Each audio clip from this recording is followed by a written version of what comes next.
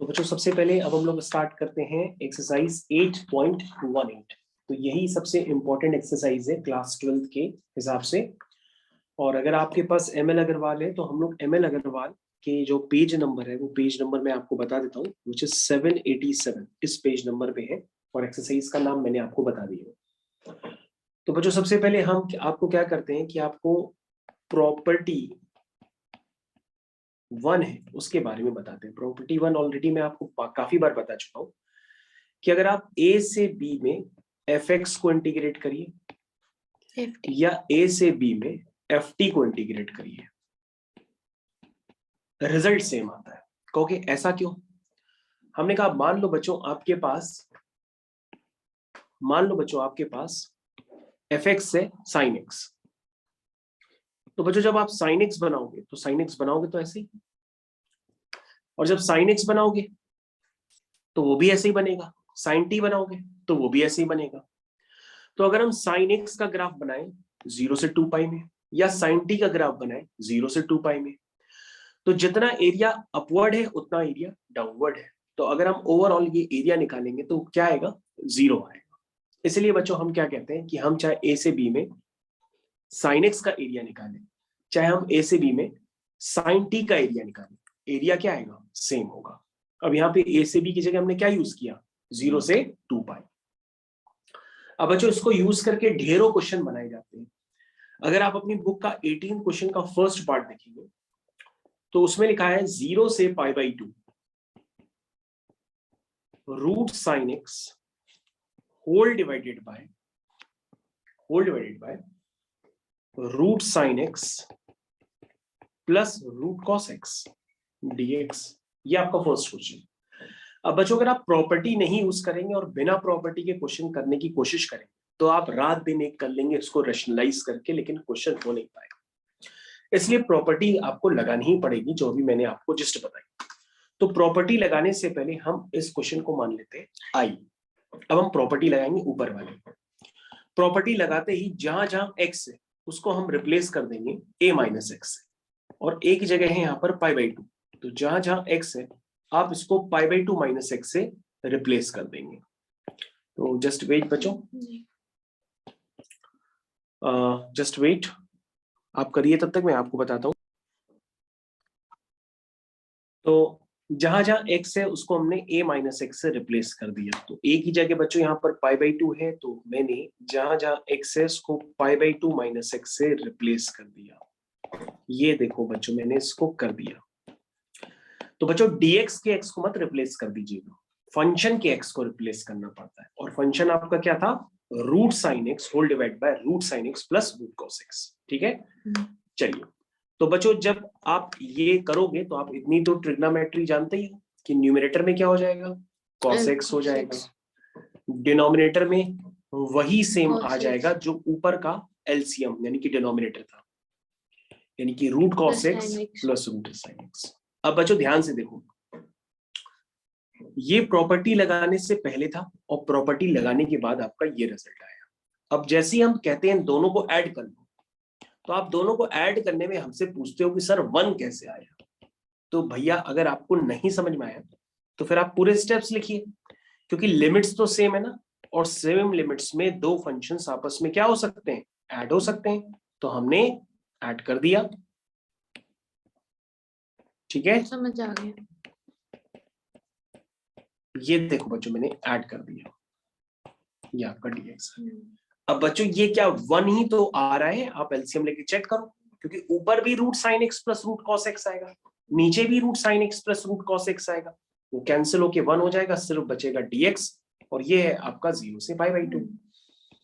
तो बच्चों ये हो गया 2i is equal to dx का इंटीग्रेशन x हो गया, लिमिट लगाएंगे 0 से पाई बाई 2। तो यहां से बच्चों आ जाएगा i is equal to 2i is equal to upper limit minus lower limit, यानी आपका i कितना आ गया? Pi by 4। तो बच्चों ये आपका आंसर आ गया। तो बच्चों इस तरह के क्वेश्चंस का ज्यादातर आंसर पाई बाई 4 ही होता है। अब इस तरह के जितने भी क्वेश्चन है बच्चों वो सारे इसी तरह के, चाहे वो आपको जितने भी डेंजर रूप में दिखाई दे रहा हो, सबका आंसर लगभग यही सेम आता है। तो आप चाहें तो मैं आपको एक काफी बड़ा सा क्वेश्चन करके दिखाता हूं, जैसे 18 क्वेश्चन का 5th पार्ट। तो अगर आप प्रॉपर्टी नहीं जानते होंगे तो मैं सच बता रहा हूं, आप इतना बुरा फंसेंगे कि आप क्वेश्चन करते रह जाएंगे और क्वेश्चन चिल्ला चिल्ला के आपको कहेगा कि मैं तो होगा नहीं, जो करना है कर लो। तो बच्चों देखो फिर से वही क्वेश्चन आ गया, 10 की पावर 7x cot की पावर 7x प्लस 10 की पावर 7x। तो बच्चों ये है आपका आई, बन गया। तो बच्चों ये इक्वेशन आपकी 1 हो गई। जब हम इसमें क्या लगाएंगे, प्रॉपर्टी, यानी जहां जहां x से उसको π/2 माइनस x से रिप्लेस कर देंगे, तो 10 90 माइनस थीटा क्या हो जाएगा, cot थीटा।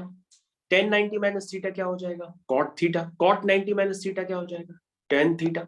तो समझ में आया बच्चों, सारे टर्म वही आ गए। अब आपके पास इक्वेशन 1 और इक्वेशन 2, इनको हमने क्या बताया था कि आप ऐड करेंगे। तो इक्वेशन 1 प्लस इक्वेशन 2 जैसे आप ऐड करेंगे तो 2i इज इक्वल टू 0 से π/2 dx बचेगा, और आपका बच्चों आई आंसर आएगा वंस अगेन π/4।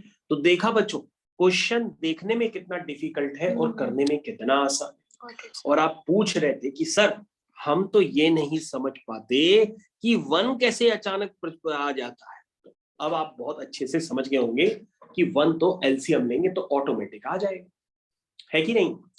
तो बच्चों ये तो इंटीग्रेशन का प्रॉपर्टी वाला पार्ट हो गया जिसको मैंने डिस्कस किया, लेकिन आप अभी भी नहीं समझे तो मैं आपको फिर से क्वेश्चन एक दिखाता हूं करके। क्वेश्चन नंबर 18 का सेकेंड पार्ट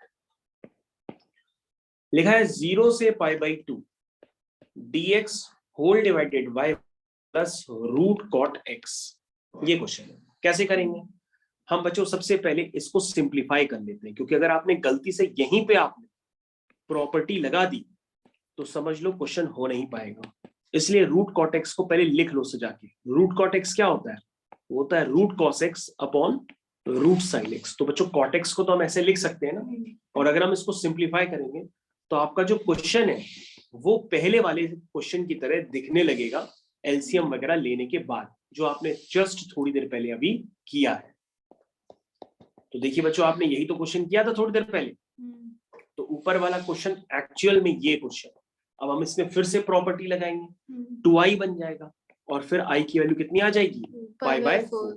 देखा बच्चों, प्रॉपर्टी समझ लेने के बाद ऐसे लग रहा है कि हम लोग आनंद में खो गए हैं और क्वेश्चन तुरंत होते चले जा रहे हैं बिना रुकावट के। ठीक है, तो बच्चों ये क्वेश्चंस को करने का मेथड है। अब बच्चों ऐसे कई सारे क्वेश्चंस हैं, आप कर सकते हैं, जितने चाहें वो कर सकते हैं। और आपकी बुक तो इतनी अच्छी है कि वहां पर क्वेश्चंस को ऊपर पहले से लिख भी दिया गया है कि कौन सी प्रॉपर्टी यूज करके आप क्वेश्चन जल्दी कर सकते हैं। तो बच्चों अब इसमें ज्यादातर क्वेश्चंस अब आपके करने लायक हैं, फिर भी अगर आप चाहें तो मैं आपको जितने इंपॉर्टेंट क्वेश्चन करा चुका हूं मैं दोबारा आपको रिवाइज करवा देता हूं, 1-2 क्वेश्चन और। तो ये हो गया 0 से 1 x square times 1 minus x की होल पावर n dx। बच्चों ये क्वेश्चन है। अब बच्चों 1 माइनस एक्स की होल पावर 3 होता या होल पावर 2 होता तो हम इसको ओपन कर लेते। अब तो पावर n है तो हम इसको ओपन तो कर नहीं पाएंगे। अगर कोई ओपन करना भी चाहे तो बेचारा वो बाइनोमियल एक्सपेंशन करेगा और वो n टर्म्स तक आएगा, बहुत सारी टर्म्स हो जाएंगे, n+1 टर्म्स हो जाएंगे, तो आप इंटीग्रेट तो कर नहीं पाओगे। इसलिए आप यहाँ पे क्या करोगे, आप सोचोगे कोई प्रॉपर्टी यूज कर। तो वही प्रॉपर्टी यूज करिए। सबसे पहले आप इसको क्या मान लीजिए, आई मान लीजिए, और प्रॉपर्टी लगाने के बाद फिर से आई हो जाएगा, क्योंकि जहां जहां एक्स हम उसको 1 माइनस एक्स से रिप्लेस कर देंगे। बोलो भाई समझ में आया? तो ये क्वेश्चन बन गया। अब बच्चों धीरे धीरे आप क्वेश्चन करते जाइए, आपका क्वेश्चन करने की कगार पे आ जाएगा। तो 1 माइनस 1 कैंसिल हो गया, सिर्फ प्लस एक्स बचा, तो ये x की पावर n dx हो गया। अब बच्चों हर बार i के साथ i ऐड नहीं किया जाता, क्योंकि यहाँ पे ऐड करोगे तो फिर क्वेश्चन नहीं हो पाएगा। अब आप डायरेक्टली इस नए वाले i को ही सॉल्व कर लो, आपका क्वेश्चन यहां से हो जाएगा। तो ये बनेगा i इज इक्वल टू 0 से 1 x की पावर n को पढ़े रहने दो, अंदर बन गया 1 plus x square minus 2x dx। ठीक है, चलिए स्टार्ट करते हैं। तो i इज इक्वल टू 0 से 1 क्या हो गया, x की पावर n प्लस x की power n plus 2 minus 2 times x की पावर n प्लस 1 dx। बोलो समझ में आया? यानी i इज इक्वल टू 0 से 1 x की पावर n dx, 0 से 1 x की power n plus 2 dx minus 2 times 0 से 1 x की पावर n प्लस 1 dx।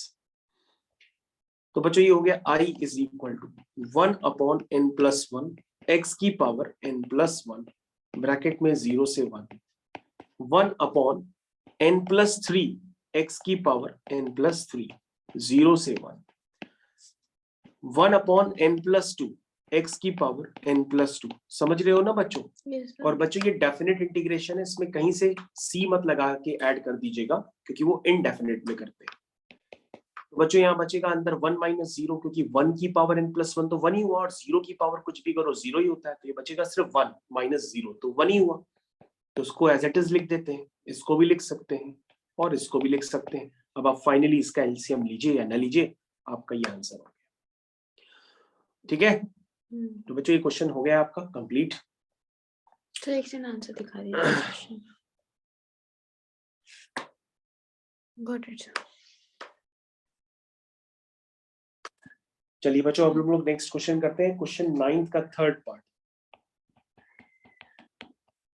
उसमें लिखा है -6 से 3 mod of x + 3 dx। ये है क्वेश्चन। तो बच्चों इस क्वेश्चन को करने का पैटर्न मैं आपको काफी बार बता चुका हूँ। सबसे पहले मॉड के अंदर जो भी नंबर होता है इसको इक्वल टू 0 कर, यानी आप x + 3 को 0 कर दीजिए तो x = -3 आएगा। अब -3 से बड़े x पढ़ेंगे तो मॉड पॉजिटिव साइन से खुलेगा और -3 से छोटे x पढ़ेंगे तो मॉड नेगेटिव साइन से खुलेगा। ठीक है, अब बच्चों x आपका कहां से कहां जा रहा है? -6 से लेकर के 3 तक, तो -6 यहाँ होगा और 3 यहाँ होगा। तो आप क्या करोगे? इस मॉड की ओपनिंग करोगे। कैसे? कहोगे सर -6 से -3 मॉड नेगेटिव साइन से ओपन होगा। देखो ओपन कर दिया। और -3 से 3 मॉड पॉजिटिव साइन से ओपन होगा, तो पॉजिटिव साइन से ओपन कर दिया। अब आप इसको सॉल्व कर दीजिए, आपका आंसर आ जाएगा। तो ये हो गया बच्चों -x dx -3 dx plus integration x dx plus 3 dx -6 से -3। ठीक है, -6 से -3 -3 से 3 -3 से 3, बस इसको आप सॉल्व कर लीजिए, आपका आंसर आ जाएगा। ठीक है, ओके।